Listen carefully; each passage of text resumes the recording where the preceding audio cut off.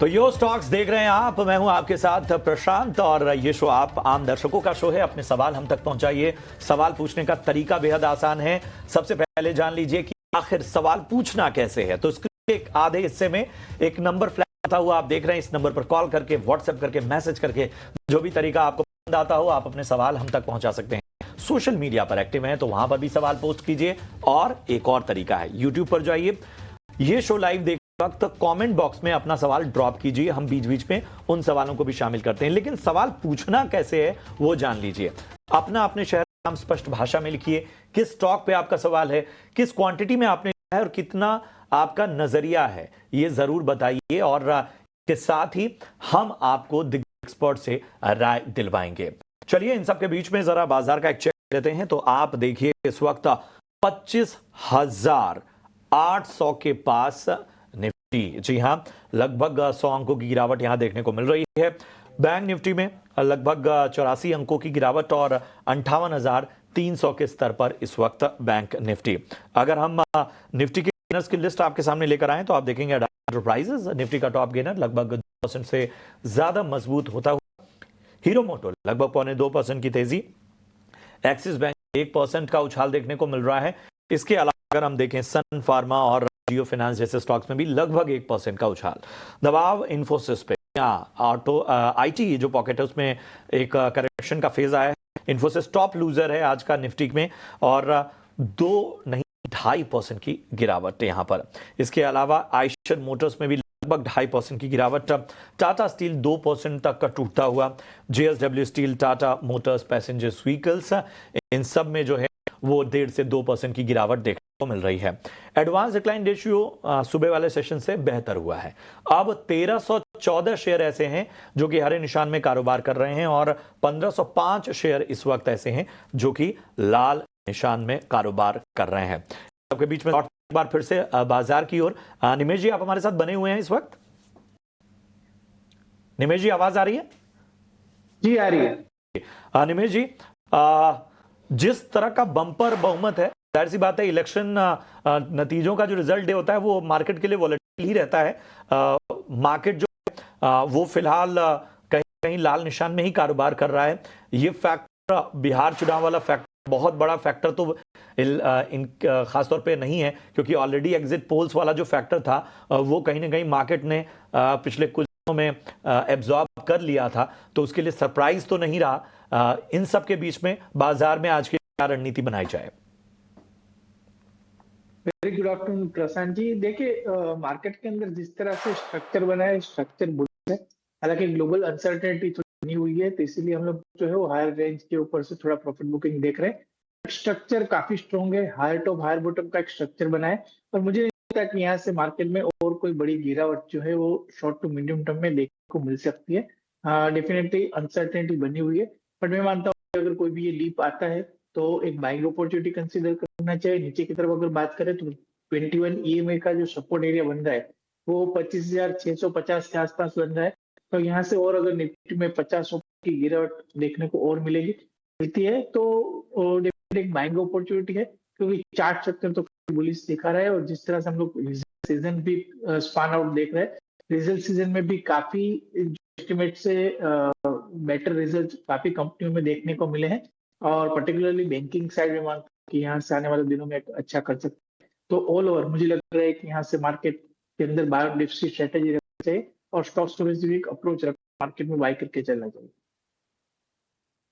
Index पर ये view है निमेश जी का। लेकिन शो में आगे बढ़ते हैं और अब आपके सवालों का सिलसिला शुरू करते हैं। पहला सवाल हमारे साथ रानी जी जुड़ चुकी हैं फोन लाइन पर। गुड आफ्टरनून रानी जी, बताइए कौन सा सवाल है आज आपका? नमस्ते जी। मेरे पास एसवीएन का 5,000 शेयर है 151 के रेट पे। तो मुझे ये पूछना है कि ये बाई प्राइस तक कब आ सकता है? अगर लॉस बुक करके किसी और में इन्वेस्ट करना है तो आपने 2024 में ये खरीदारी की है ऑल टाइम हाई के करीबन? हाँ, ऑल टाइम हाई के करीब ही बाई किया है मैंने। ऑल हाई ही शेयर का 151 रुपए। 2-3 महीने में कहाँ तक जा सकता है और इससे बाहर आने के लिए कुछ और स्ट्रैटेजी अगर कुछ है तो बताइए। बिल्कुल। तो 2023 से 24 के बीच में अच्छी रैली एक दिखाई थी, लेकिन वहां से लगातार करेक्शन का फेज हमें दिखाई देता हुआ और आपके बाइंग प्राइस से तकरीबन आधा हो चुका है शेयर। आपकी बाइंग प्राइस है 151 रुपीस की और शेयर जो है वो आज 83 रुपए पर कारोबार कर रहा है। हालांकि आज 2% की हल्की तेजी है, लेकिन आपके शेयरों की संख्या भी ज्यादा है और आपका बाइंग प्राइस भी बहुत हाई है, लगभग ऑल टाइम हाई के आसपास आपने खरीदा है, इसलिए नुकसान भी ज्यादा होता हुआ। निमेश जी बताइए, क्या रणनीति सुझाएंगे आप? क्या इनके बाइंग प्राइस पर 1 से 2 महीने में लौट पाएगा, और अगर नहीं तो इनके लिए और क्या रणनीति आप देंगे? जी देखिए, बाइंग प्राइस पे 2 महीने में आना तो काफी इम्पॉसिबल जैसा दिख रहा है अभी, क्योंकि हाई के ऊपर से अगर आप देखें तो स्टॉक ने ऑलमोस्ट 50% का करेक्शन जो है वो रिट्रेसमेंट हुआ है और 50% का करेक्शन हो चुका है।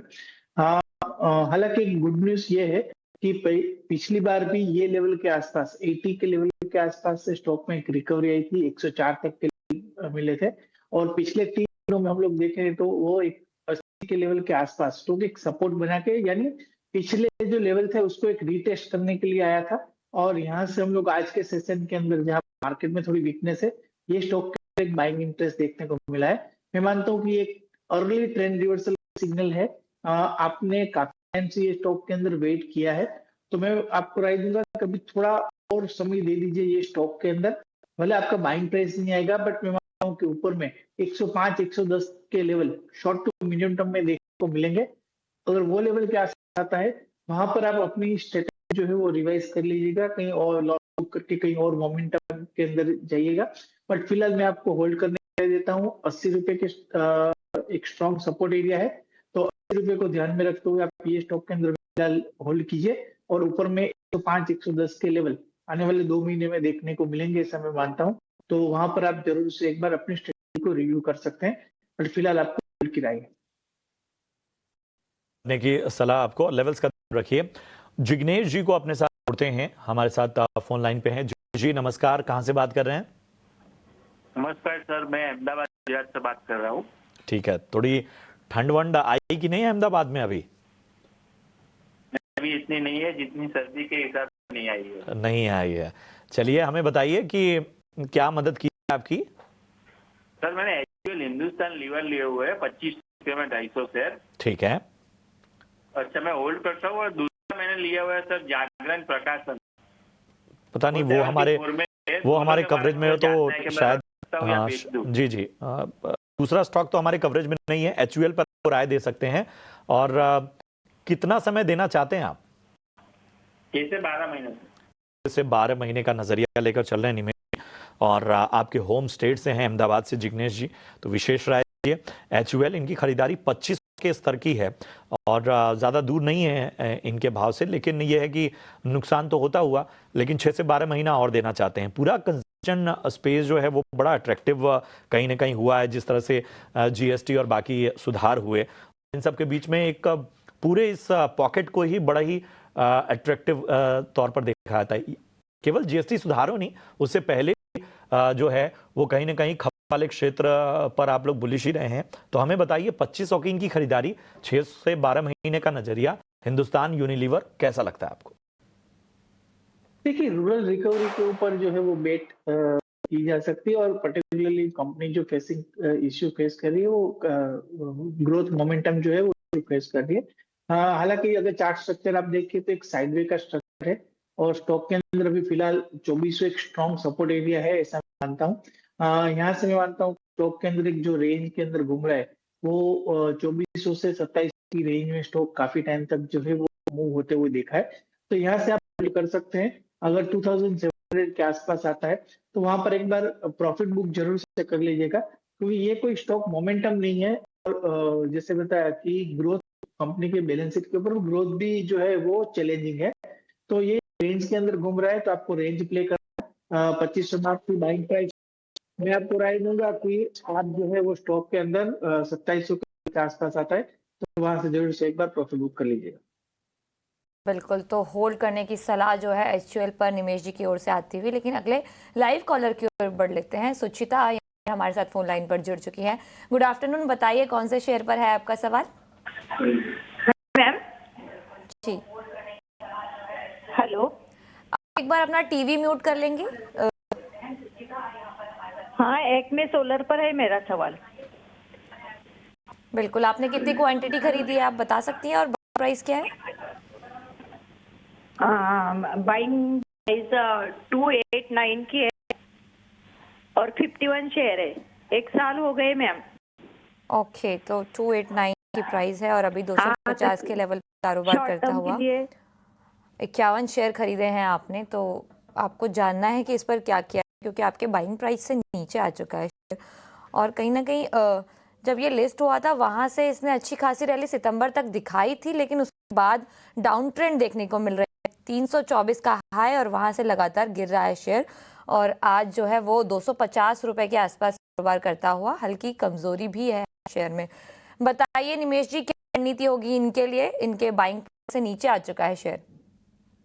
देखिए, मैं मानता हूँ कि स्टॉक के अंदर पिछले अच्छा रैली आया था और अभी स्टॉक फिलहाल एक डाउन ट्रेंड के अंदर चल रहा है।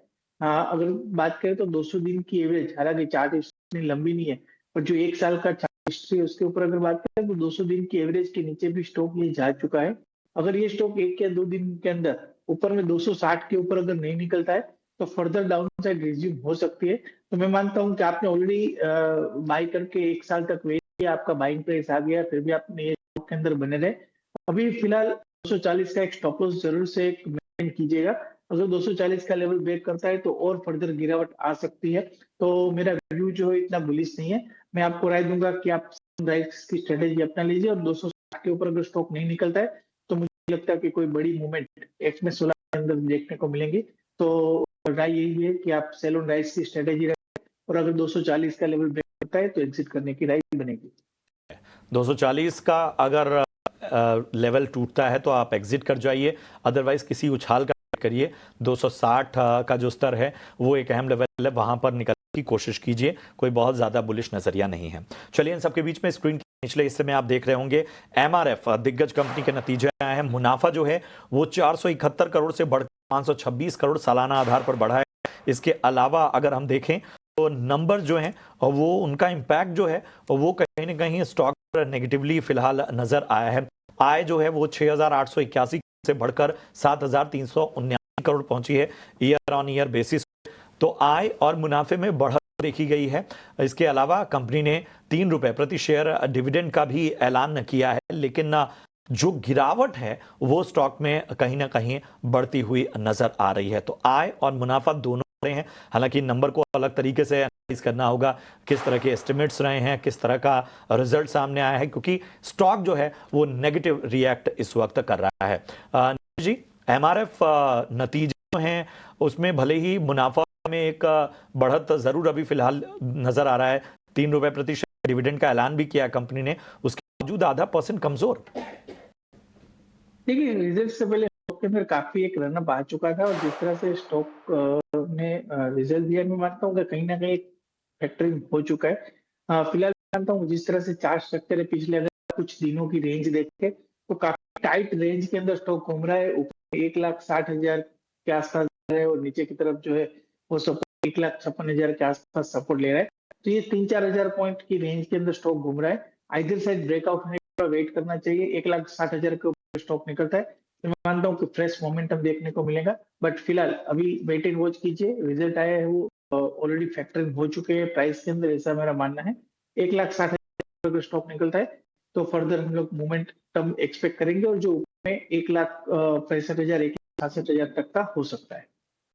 बिल्कुल, तो एमआरएफ पर ये व्यू निमेश जी की तरफ से। लेकिन अगले लाइव कॉलर मोहित हमारे साथ फोन लाइन पर जुड़ चुके हैं। मोहित, गुड आफ्टरनून। बताइए कौन से शेयर पर है आपका सवाल? एस्टर डीएम हेल्थ केयर के 400 शेयर है, 520 का लिया है और 2 साल का अभी रख सकते हैं। बिल्कुल, तो पहले तो बधाई हो आपको, आपने काफ़ी अच्छे लेवल पर स्टॉक पकड़ा है और ये स्टॉक ऑल टाइम मतलब अपने 52 वीक हाई तक भी गया था 732 रुपये तक, और वहाँ से भी नीचे आपने स्टॉक होल्ड किया है। तो बहुत बहुत बधाई हो आपको, आपने अच्छा खासा मुनाफा कमा लिया है और आगे भी आप होल्ड करना चाहते हैं। तो काफ़ी पॉजिटिव नज़रिया है आपका एस्टर डीएम पर। बताइए निमेश जी, एस्टर डीएम क्या रणनीति होगी आपकी इनके लिए? 523 पर इनकी बाइंग प्राइस है और 4,400 शेयर्स इन्होंने खरीदे हैं और आगे भी वेट करना चाहते हैं। देखिए एस्ट्रेडियम के अंदर मैं मानता हूँ कि स्टॉक के अंदर एक अच्छा रनअप दे दिया है। अगर आप वीकली चार्ट के ऊपर देखें तो वीकली चार्ट के ऊपर एक ट्रेंडिशनल पैटर्न बना है और स्टॉक काफी रनअप हो चुका है, इसलिए थोड़ा कंसोलिडेशन के फेज के अंदर है। हालांकि शॉर्ट टर्म एवरेजेस जो है वो नेगेटिव हो चुकी है, तो मैं मानता हूँ कि स्टॉक यहाँ से थोड़ा बहुत करेक्शन, करेक्टिव मूड के अंदर आ सकता है, थोड़ा बहुत करेक्शन देखने को मिल सकता है। तो बेटर रहेगा कि अगर आपके पास बड़ी क्वांटिटी है तो एटलीस्ट पार्शियल 25% क्वांटिटी के अंदर आप प्रॉफिट बुक करके एग्जिट कीजिए और फर्दर यहाँ से नीचे की तरफ 630 620 के आसपास अगर है वहां पर आप री एंटर कर सकते हैं। लॉन्ग टर्म नजरिया बुलिश है, परंतु शॉर्ट व्यू मेरा जो है वो स्टॉक के अंदर नेगेटिव है। मैं मानता हूँ कि स्टॉक के अंदर नीचे की तरफ 630 तक के लेवल देखने को मिल सकता है, तो एटलीस्ट यहाँ से आप 25% का प्रॉफिट बुक कर लीजिए, ऐसा मैं मानता हूँ। चलिए, तो ये है आपको राय एस्ट्रेडियम हेल्थ पर। शॉर्ट टर्म नजरिया जो है वो कहीं ना कहीं नेगेटिव है, लेकिन लॉन्ग टर्म नजरिया बुलिश आता हुआ साफ तौर पर निमेश जी की तरफ से। निमेश जी, बहुत धन्यवाद आपका चर्चा में जुड़ने के लिए और तमाम दर्शकों के सवालों के जवाब देने के लिए। तो लगातार हमने सवालों के जवाब दिए, इसके अलावा भी अगर आपके कोई सवाल हैं, आपको कुछ अपना पूछना है, अपने स्टॉक से रिलेटेड कोई क्वेरी है आपकी, तो हमें आप अपने सवाल भेजते रहिए। जो स्टॉक का सेकंड एडिशन है उसमें हम आपको उस स्टॉक पर राय देंगे। जी हाँ, आप अपने सवाल हमें पर कॉल करके, व्हाट्सएप करके, मैसेज करके, जो भी तरीका आपको सही लगता हो आप हमें भेज दीजिए। इसके अलावा सोशल मीडिया और यूट्यूब पर भी अपने सवाल जो हैं वो कमेंट बॉक्स में आप भेज सकते हैं। इन सब के बीच में आपको बता दें कि जिस तरह अभी बाजार का मोमेंटम है, जैसा कि निमेश ने बताया भी कि ओवरऑल बाजार का मोमेंटम बुलिश है। इस तरह के करेक्शन ज़रूरी होते हैं जब बाजार एक लगातार तेज़ी के माहौल में रहता है। फिलहाल हम देख रहे हैं कि ये जो गैप है वो और घटता हुआ, आप देखिए 50 अंकों की गिरावट बस रह गई है निफ्टी में। 25,830 का जो स्तर है वो निफ्टी इस वक्त छूता है। बैंक निफ्टी में अब कम पूरी तरह से गिरावट खत्म होती हुई 58,350 के पार इस वक्त कारोबार होता हुआ धीरे धीरे 58,400 की तरफ बढ़ता हुआ बैंक निफ्टी। इन सब के बीच में बिहार इलेक्शंस पर सवालों के जवाब और एक बार बाजार की ओर नजर डाले तो बाजार में रिकवरी कहीं ना कहीं वो बाजार रिकवर होने की कोशिश कर रहा है, लेकिन क्योंकि चुनाव का दिन है, बिहार में विधानसभा चुनाव नतीजे आने वाले हैं, तो कहीं ना कहीं वो उतार चढ़ाव हमें देखने को मिल रहा है। लेकिन आपके सवालों के जवाब देने के लिए आज हमारे साथ हमारे खास मेहमान निर्मल बंग की स्वाति होतकर जुड़ चुके हैं। गुड आफ्टरनून स्वाति जी, बहुत बहुत शुक्रिया टी नाउ स्वदेश को समय देने के लिए। बाजार में जो है वो कहीं ना कहीं चुनाव फैक्टर आज दिखाई दे रहा है, उतार चढ़ाव के साथ कारोबार जो है वो बाजार कर रहा है। रिकवरी अच्छी आई थी लेकिन ऊपरी स्तरों से दबाव देखा जा रहा है। निफ्टी की बात करें तो इस वक्त 70 अंकों की कमजोरी के साथ 25,800 के लेवल को थामे हुए। निफ्टी बैंक की बात की जाए तो अभी हरे निशान में भी आया था और सपाट कारोबार भी कर रहा था, लेकिन अभी 50 अंकों का दबाव 58,330 के लेवल पर कामकाज कर रहा है। गेनर्स की बात करें तो अडानी एंटरप्राइजेज, हीरो मोटो, जियो फाइनेंस हैं जो 1 से 1.5% की तेजी दिखा रहे हैं। और लूजर साइड की बात करें यहाँ पर इन्फोसिस, आईटी में दबाव जो है वो दिखता हुआ 2.5% से ज्यादा इन्फोसिस टूट चुका है। आप बाजार पर एक चेक दे दीजिए स्वाति जी, क्या रणनीति होगी आपकी आज के लिए? Good afternoon. डेफिनेटली मार्केट में व्यू पॉजिटिव है, बट आज हम लोग ने वोलेटाइल ट्रेडिंग देखे, ग्लोबल मार्केट्स में थोड़ी सेलिंग थी, उससे ओपनिंग हमें खराब देखने मिली। बट द इंटरेस्टिंग फैक्ट कि 2 दिन पहले गैप अप हुआ था, वो गैप का अच्छा सपोर्ट रिस्पेक्ट कर रही है निफ्टी, जो अराउंड 25,700 के आसपास गैप है। जब वो गैप फील नहीं हो रहा है, अपसाइड में रह रहा है, मुझे लगता है वो काफी अच्छे सपोर्ट्स हमें बनते नजर आएंगे। अगर ये 25,700 break on the closing basis तो थोड़ा सेलिंग प्रेशर और इंटेंसिफाइड हो सकता है। निफ्टी नीचे में बैक टूवर्ड्स 25,600 टू 25,540 के रेंज तक आ सकती है। बट जिस हिसाब से अभी सेटअप देखे, वीकेंड भी है, बुल्स एंड बेयर्स में टग ऑफ वॉर चल रहा है, मार्केट ब्रेक अभी साइडवेज मोमेंटम में ही दिखा दे रहा है। मुझे लगता है थोड़ा सेलिंग प्रेशर हमें देखने मिलेगा, बट अगर थोड़ा लंबा नजर रखते हो एटलीस्ट वीकेंड सो का, तो डेफिनेटली पॉजिटिव है। ऊपर में 25,840 के closing we need on a positive basis. उसके ऊपर क्लोजिंग एंड सस्टेन रहता है मार्केट, तो काफी अच्छी अपसाइड रैली हमें 26,200 के लेवल देखने मिलेगी। तो थोड़ा सा साइडवेज मार्केट हमें देखने मिल सकता है प्रोबेबली वीकेंड है इसके लिए, बट डेफिनेटली पॉजिटिव है। बैंक निफ्टी की अगर बात करूं तो बैंक निफ्टी में काफी अच्छी स्ट्रॉन्ग फॉर्मेशन हमें देखने मिल रही है टेक्निकली।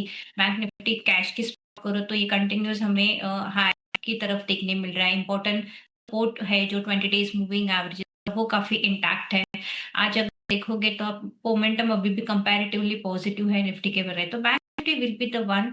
वो एक बार सस्टेन रैली रखेगी एंड अपसाइड में डायरेक्शन हमें देखने मिल सकता है बैंक निफ्टी में, तो निफ्टी भी डेफिनेटली अपसाइड रैली हमें देखने मिल 50,000 साइकोलॉजिकल मार्क के सपोर्ट्स है। जब तक वो बरकरार है तब तक हम उम्मीद कर सकते हैं वापस 58,700 टू 59,000 के लेवल्स हमें बैंक निफ्टी स्पॉट में देखने मिलेंगे। तो स्टॉक स्पेसिफिक मार्केट है, market Nifty bank Nifty volatile trading sessions चलते रहेंगे, बट मैं कहूंगी कि सिंस ये स्टॉक स्पेसिफिक मार्केट है, सेक्टोरियल रोटेशन हमें देखने मिल रहा है with the strict stop losses, यही मेरी राय होगी में। मार्केट पर नजरिया पॉजिटिव है, लेकिन ये जो मार्केट है वो स्टॉक स्पेसिफिक का है, तो यहाँ पर स्टॉक स्पेसिफिक रणनीति आप बनाकर चलें। तो सवालों का सिलसिला शुरू करते हैं। पहले लाइव कॉलर जो है हमारे साथ जुड़ चुके हैं, मिथिलेश फोन लाइन पर बने हुए हैं। गुड आफ्टरनून, कौन सा सवाल है आज आपका? हेलो जी बताइए, सवाल कौन सा है आपका? मैं मितेश त्रिवेदी बोल रहा हूँ। मेरा सवाल है, मेरा बोनस बाद में 268 के रेट से 114 रिलायंस का शेयर है, तो मैं 5 साल तक होल्ड कर सकता हूँ या फिर पार्टली कर सकता हूँ? और दूसरा है IDFC फर्स्ट बैंक 28 रुपीज के रेट से 1500 शेयर है।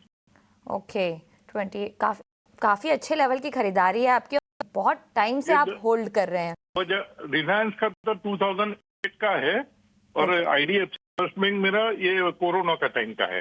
बिल्कुल, पहले तो बधाई स्वीकार कीजिए क्योंकि आप दोनों ही शेयर में मुनाफे में हैं और दोनों ही शेयर आपने अच्छे चुने हैं और काफी अच्छे चल भी रहे हैं। चाहे वो रिलायंस की बात की जाए और चाहे वो IDFC फर्स्ट बैंक की बात की जाए, काफी अच्छी रैली पिछले कुछ महीनों में हमने देखी है इन शेयरों में। तो आपको रिलायंस पर राय चाहिए, क्या आपको पार्शियल प्रॉफिट बुक करना चाहिए या फिर आपको होल्ड करना चाहिए? तो स्वाति जी, बहुत बहुत अच्छे स्टॉक्स इन्होंने चुने हैं। रिलायंस इन्होंने 2008 के लेवल के आसपास से होल्ड किया हुआ है, तो साल से होल्ड किया हुआ है और 268 इनका बाइंग प्राइस है और 114 स्टॉक्स हैं इनके पास।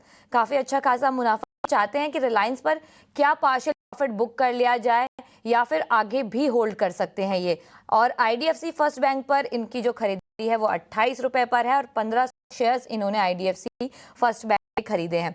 आज देखें तो आज IDFC फर्स्ट बैंक आधे % की तेजी के साथ कामकाज करता हुआ, और रिलायंस की बात की जाए तो यहाँ पर आधे % की तेजी 1500 के लेवल को पार कर चुका है रिलायंस। अगला टारगेट क्या देंगी आप रिलायंस के लिए और इसके लिए क्या सलाह होगी? First of all Mitesh ji, congratulations, दोनों काउंटर्स काफी अट्रैक्टिव बाइंग है। जिस पेशेंसली अपने होल्ड किया है ये कहलाता है कि आप काफी स्ट्रॉन्ग इन्वेस्टर्स हो एंड कंपाउंडिंग मनीज पे आप ज्यादा बिलीव करते हो। I believe first of all Reliance industry की अगर बात करें तो रिलायंस इंडस्ट्री के काफी स्ट्रॉन्ग फॉर्मेशंस बन रहे हैं मंथली चार्ट्स पे। आपको मिनिमम 5 साल का है तो डेफिनेटली होल्ड ऑन करना चाहिए। मंथली चार्ट पे मैं क्यों बोल रही हूँ होल्ड करने के लिए, क्योंकि एक कप कैंडल फॉर्मेशंस बन रहे हैं। इवन दो मार्केट्स हाई पे चल रहे हैं, ये पर्टिकुलर स्टॉक्स ने अभी तक हाई नहीं बनाए थे, तो मुझे लगता है रिलायंस एक कैचअप रैली काफी अच्छी हमें देखने मिलेगी। इन कप एंड हैंडल के हिसाब से आप देखोगे तो यहाँ से मिनिमम 400 से 500 पॉइंट की रैली हमें अपसाइड में देखने मिल सकती है। तो 2000 के इनिशियल टारगेट्स सेटअप्स हो रहे हैं ऑन द टेक्निकल फ्रंट, तो अपनी पोजीशन डेफिनेटली बनाए रखिएगा। अगर कभी जरूरत पड़े तो मैं कहूंगी कि एक प्रॉफिट स्टॉप लॉस रखिएगा, 1350 का प्रॉफिट स्टॉप लॉस रखिएगा एंड अपने पोजीशंस होल्ड कर सकते हो for immediate target 1800 to 2000 levels. IDFC की फर्स्ट पार्ट की बात करें तो डेफिनेटली ये स्टॉक्स में भी काफी अच्छे अट्रैक्टिव लेवल्स के बाइंग है। सेटअप्स पॉजिटिव है, मंथली चार्ट्स पे ये दिखा रहा है कि अपवर्ड राइजिंग चैनल में चल रहा है।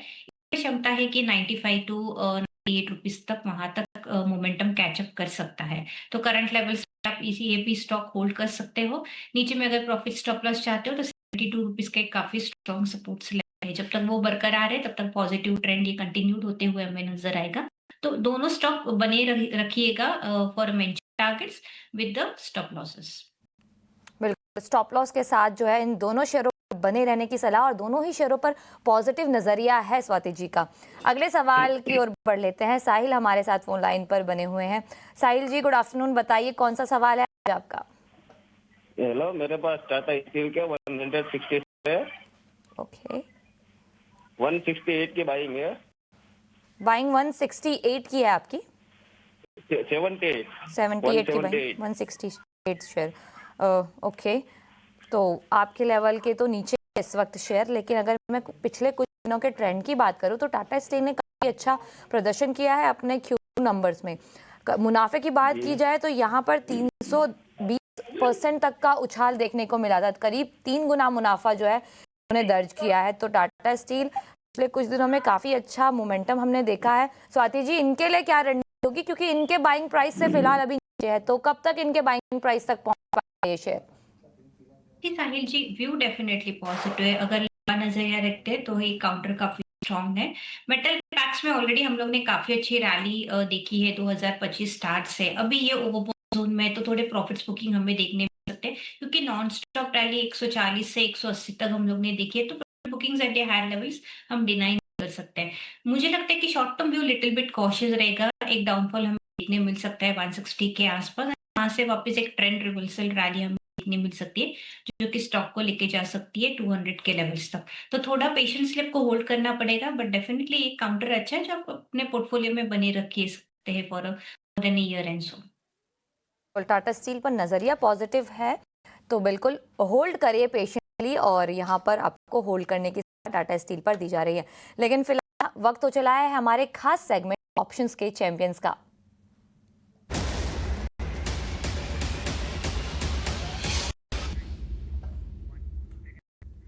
ऑप्शंस के चैंपियंस बताने के लिए आज हमारे साथ जुड़ गई हैं एंजल की स्नेहा सेठ। गुड आफ्टरनून स्नेहा जी, बताइए आज क्या पसंद आ रहा है आपको ऑप्शंस में? Good afternoon. अगर आप देखिए मार्केट में थोड़ा प्रॉफिट टेकिंग दिखा है हायर लेवल्स पे, कुछ काउंटर्स हैं जो थोड़े से डिप दिखाए हैं और काफी काउंटर्स हैं जहाँ पे स्ट्रेंथ बरकरार देकर। इसमें से एक काउंटर जो मुझे पसंद है जियो फाइनेंस। यहाँ पर अगर आप देखें तो पिछले 3-4 दिनों से काफी अच्छा स्ट्रेंथ दिखा है इस काउंटर में, और यहाँ पर मुझे लगता है कि 314.5 के ऊपर जाते ही ये स्टॉक में एक ब्रेकआउट आ सकता है, और पॉसिबिलिटी की ये मूव एक्सटेंड हो सकती है एटलीस्ट 335 के लेवल्स भी देखने को मिल सकते हैं। सो आई वुड सजेस्ट कि यहाँ पे ऑप्शंस के थ्रू हम जो 320 की जो कॉल है वो बाय कर सकते हैं। लेवल्स पे ही इसे बाय करना है, दैट इज अराउंड 3.5 के आसपास इसे बाय करना है। स्टॉप लॉस 1.8 का लगाना है, टारगेट 6.7 का रहेगा। As per the target in stop loss mention maximum risk involve है, दैट इज अराउंड 4000, और प्रॉफिट पोटेंशियल यहाँ पे 7000 तक का रहेगा। बिल्कुल, तो जियो फाइनेंस पर ये रणनीति स्नेहा जी की ओर से आती हुई। बहुत बहुत शुक्रिया स्नेहा हमारे साथ जुड़ने के लिए और ये ऑप्शन का बेहतर कॉल हमारे दर्शकों तक पहुंचाने के लिए। तो जियो फाइनेंस खरीदना है आपको 3.50 पर, लक्ष्य आपके लिए है 6.50 का, और स्टॉप लॉस लगाना है आपको 1.80 का। अधिकतम मुनाफा 7000 और अधिकतम नुकसान 4000 तक का हो सकता है। लेकिन एक बात याद रखिए, जब आप एफएनओ में ट्रेड करते हैं तो सेबी का एक रिस्क डिस्क्लोजर उसको ध्यान में रखते हुए ही ट्रेड करें, क्योंकि सेबी का कहना है कि एफएनओ ट्रेडिंग में 10 में से 9 लोगों को नुकसान होता है, और जो ये औसतन नुकसान है ये 1 लाख रुपए तक का हो सकता है। घाटा हो या फिर मुनाफा हो, उसके बावजूद आपको ट्रांजैक्शन फीस देनी होती है। ये डिस्क्लोजर ध्यान में रखते हुए ट्रेड करें। बिल्कुल, लेकिन यहाँ पर वक्त हो चला है एक छोटे से ब्रेक के बाद आपके सवालों का सिलसिला जल्द ही शुरू करेंगे।